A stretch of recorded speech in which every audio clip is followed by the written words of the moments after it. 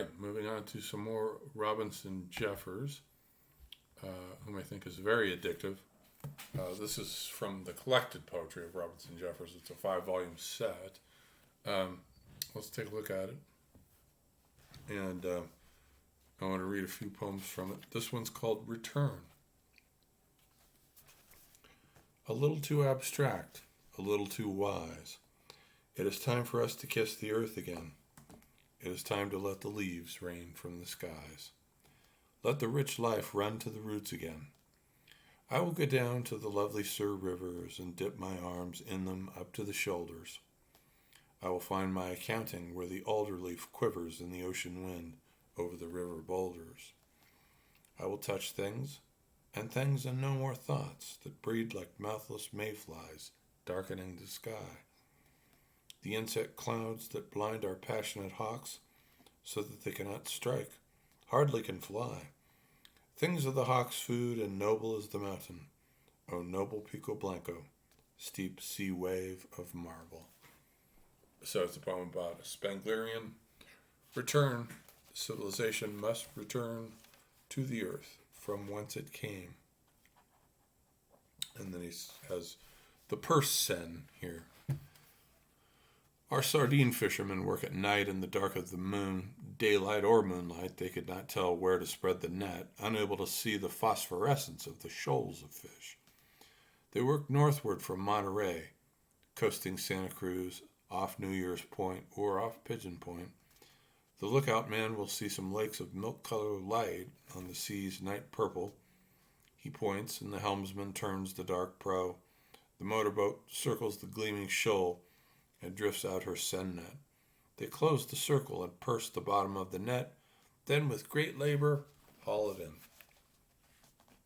I cannot tell you how beautiful the scene is, and a little terrible then, when the crowded fish know they are caught, and wildly beat from one wall to the other of their closing destiny, the phosphorescent water to a pool of flame, each beautiful slender body sheeted with flame, like a live rocket, a comet's tail wake of clear yellow flame, while outside the narrowing floats and cordage of the net, great sea lions come up to watch, sighing in the dark. The vast walls of night stand erect to the stars.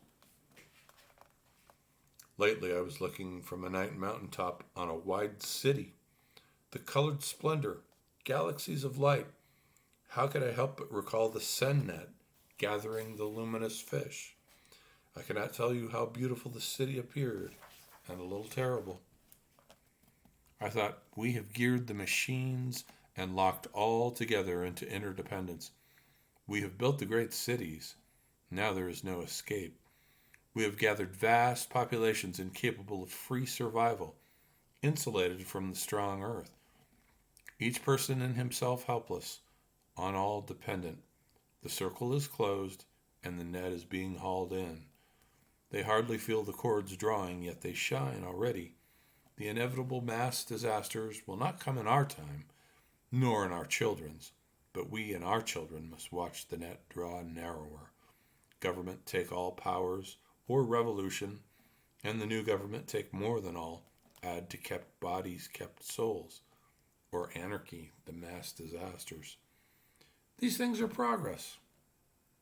Do you marvel our verse is troubled or frowning, while it keeps its reason, or it lets it go, lets the mood flow in the manner of the recent young men into mere hysteria, splintered gleams, crackled laughter?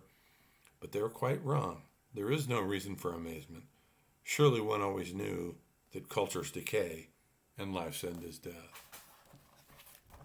As I say here, very, very Spenglerian, Robinson Jeffers. Very Spenglerian. Let's take a look at a few more poems, actually, from another volume here.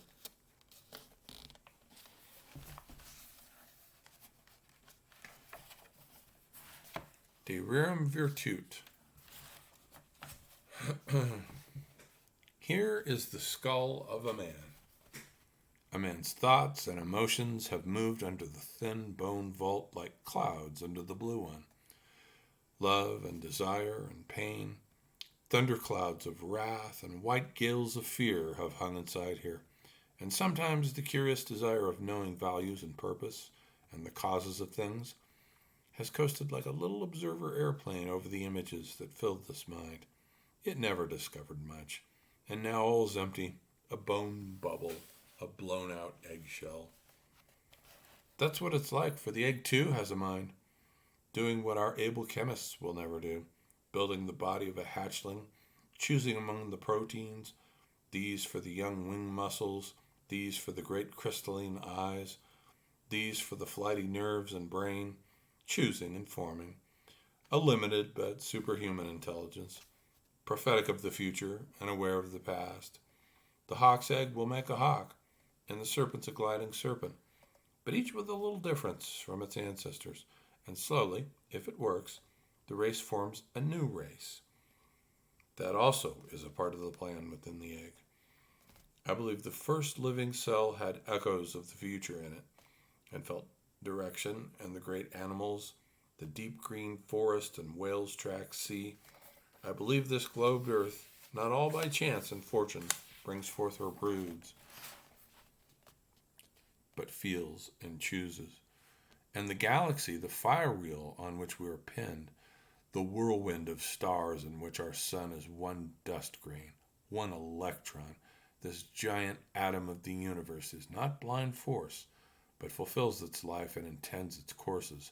All things are full of God. Winter and summer, day and night, war and peace are God. Thus the thing stands. The labor and the games go on. What for? What for? Am I a god that I should know? Men live in peace and happiness. Men live in horror and die howling. Do you think the blithe sun is ignorant that black waste and beggarly blindness trail him like hounds and will have him at last? He will be strangled among his dead satellites, remembering magnificence. I stand on the cliff at Sovereign's Creek mouth.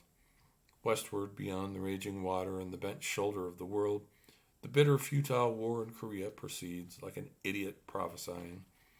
It is too hot in mind for anyone except God, perhaps, to see beauty in it. Indeed, it is hard to see beauty in any of the acts of man. But that means the acts of a sick microbe on a satellite of a dust grain twirled in a whirlwind in the world of stars. Something perhaps may come of him. In any event, he can't last long. Well, I am short of patience since my wife died. And this era of spite and hate-filled half-worlds gets to the bone. I believe that man, too, is beautiful, but it is hard to see. And wrapped up in falsehoods, Michelangelo and the Greek sculptors, how they flattered the race. Homer and Shakespeare, how they flattered the race. One light is left us, the beauty of things, not men. The immense beauty of the world, not the human world. Look, and without imagination, desire, nor dream, directly at the mountains and see. Are they not beautiful? These plunging promontories and flame-shaped peaks, stopping the somber, stupendous glory, the storm-fed ocean. Look at the Lobos rocks off of the shore, with foam flying at their flanks and the long sea lions couching on them. Look at the gulls on the cliff wind and the soaring hawk under the cloud stream. But in the sagebrush desert, all one sun-stricken color of dust, or in the reeking tropical rainforest, or in the intolerant north and high thrones of ice, is the earth not beautiful? Nor the great skies over the earth? The beauty of things means virtue and value in them. It is in the beholder's eye, not the world. Certainly, it is the human mind's translation of the transhuman intrinsic glory. It means that the world is sound, whatever the sick microbe does, but he too is part of it.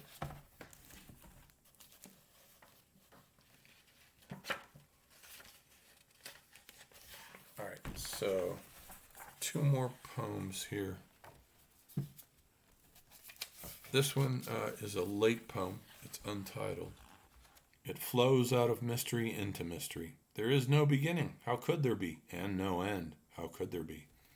The stars shine in the sky like the spray of a wave rushing to meet no shore, and the great music blares on forever, but to us very soon it will be blind. Not we, nor our children, nor the human race are destined to live forever. The breath will fail, the eyes will break, perhaps of our own explosive bile vented upon each other, or a stingy peace makes parents fools. But far greater witnesses will take our places. It is only a little planet, but how beautiful it is. Okay, and then one more poem I want to read here. It's one of my favorites. Theory of Truth.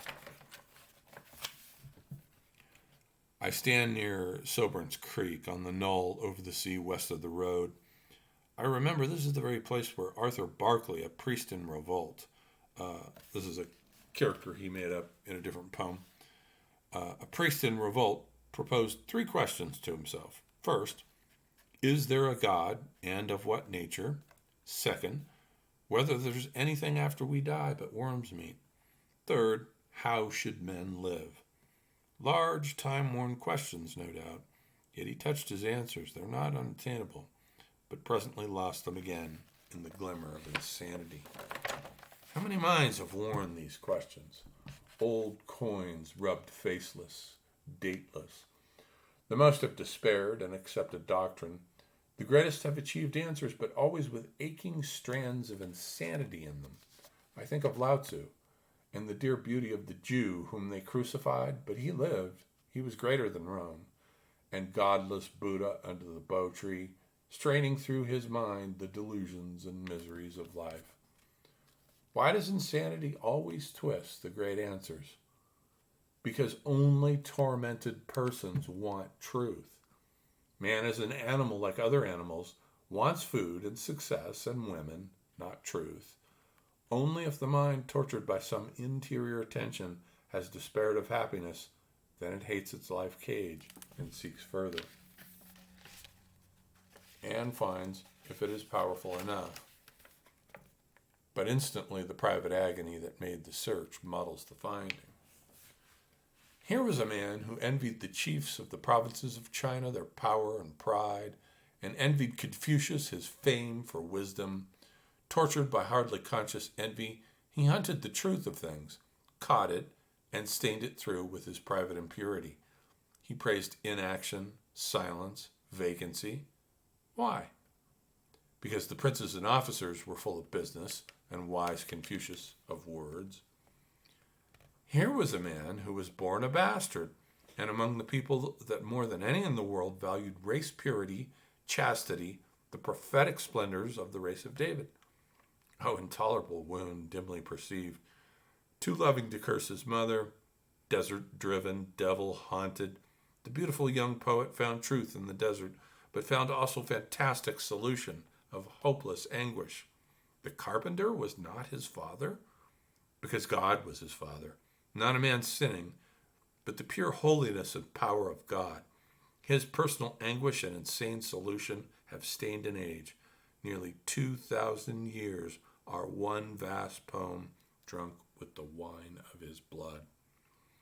And here was another savior, a prince in India, a man who loved and pitied with such intense comprehension of pain that he was willing to annihilate nature and the earth and stars, life and mankind, to annul the suffering. He also sought and found truth and mixed it with his private impurity, the pity, the denials. Then search for truth is foredoomed and frustrate, only stained fragments, until the mind has turned its love from itself and man, from parts to the whole. All right, we'll leave it there for that video.